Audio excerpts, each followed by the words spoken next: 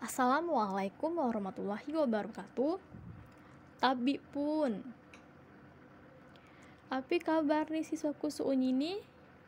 Semoga nekham selalu dalam keadaan menyayan. Semakung kham mulai belajar, lapa kham berdoa menurut kepercayaan kham masing-masing. Berdoa selesai.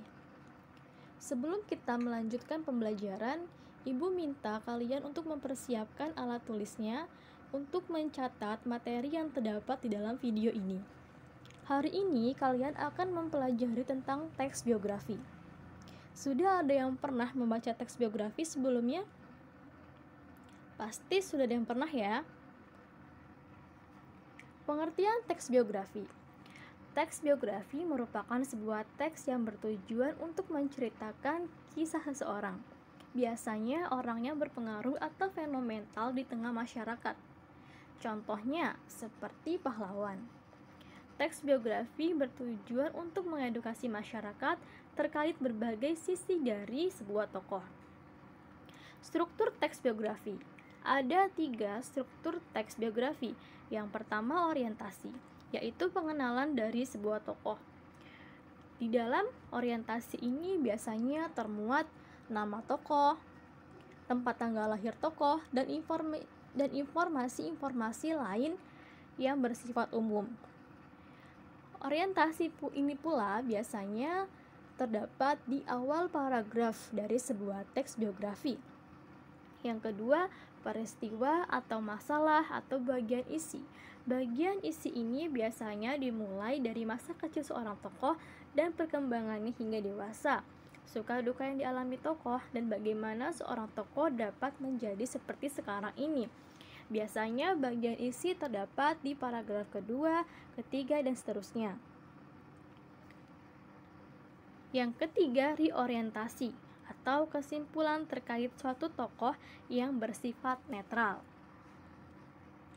Unsur-unsur teks biografi. Ada 4 unsur yang harus termuat di dalam sebuah teks biografi. Yang pertama, riwayat kelahiran tokoh. Yang kedua, riwayat pendidikan tokoh. Yang ketiga, riwayat keluarga. Dan yang keempat, upaya meniti karir dan penghargaan yang didapat.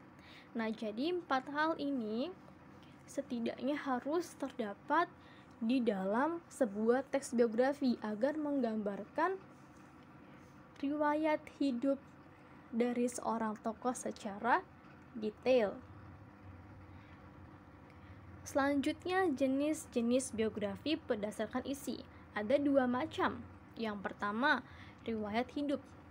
Ini berisi tentang perjalanan hidup tokoh lengkap maupun sebagian dan memiliki kesan.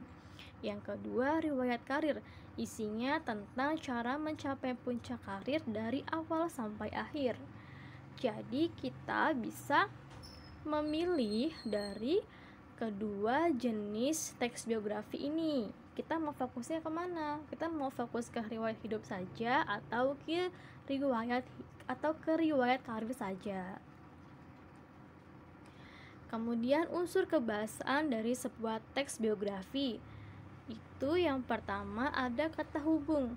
Jadi di dalam teks biografi itu biasanya terdapat kata-kata hubung yang menghubungkan satu kata dengan kata yang lainnya. Contohnya yaitu kata meskipun, demikian, oleh karena itu, dan sebagainya.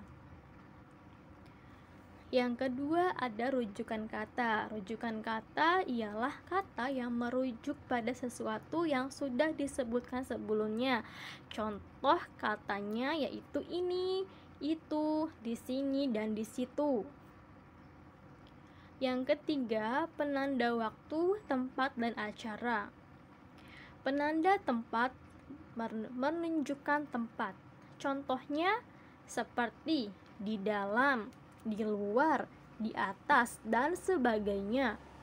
Penanda waktu adalah penanda seperti kata saat, ketika, dan sebagainya. Contohnya kita menggunakan kata saat di dalam teks biografi, yaitu saat ia beranjak remaja. Jadi kata saat ini menunjukkan si tokoh pada waktu dia beranjak remaja. Dan yang terakhir ada penanda cara, merupakan cara tokoh melakukan sesuatu. Contohnya kata, menggunakan, dan sebagainya. Kaidah kebahasaan teks biografi. Yang pertama, kata ganti orang. Sudut pandang orang ketiga merupakan sudut pandang yang digunakan dalam penulisan teks biografi, karena teks biografi tidak ditulis oleh seorang yang berada di dalam teks biografi. Ya, jadi sebuah teks biografi ini ditulis oleh orang lain. Contohnya misalkan teks biografi tentang Raden Ajeng Kartini, itu tidak ditulis oleh R.A. Kartini, tetapi ditulis oleh orang lain, ya, berdasarkan berbagai sumber yang valid. Yang kedua, bahasa yang konsisten. Teks biografi sering ditulis menggunakan bahasa baku, namun terkadang ada juga yang menuliskannya dengan bahasa yang tidak baku atau slang. Slang maksudnya bahasa-bahasa anak muda gitu ya. Pemilihan katanya tergantung dari tokoh yang diulas beserta media tempat teks biografi dibuat. Ya, jadi harus disesuaikan. Kalau misalkan yang kita ulas atau yang kita bahas itu tokohnya yang dituakan atau seperti pahlawan gitu ya, tentu saja menggunakan bahasa yang resmi. Sementara kalau tokoh yang kita tulis itu dianggap masih muda, bisa ditulis menggunakan bahasa-bahasa yang tren saat ini atau bahasa-bahasa gaul atau slang. Nah, ini ada sebuah contoh teks biografi tentang pahlawan dari Lampung, yaitu pahlawan Raden Inten II. Ya, silakan dibaca terlebih dahulu contoh teks biografi ini ya.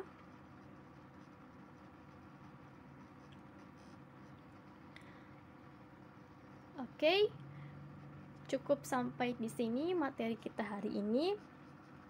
Semoga dapat dipahami materi-materinya, dan untuk tugasnya nanti akan Ibu kirimkan melalui grup WA.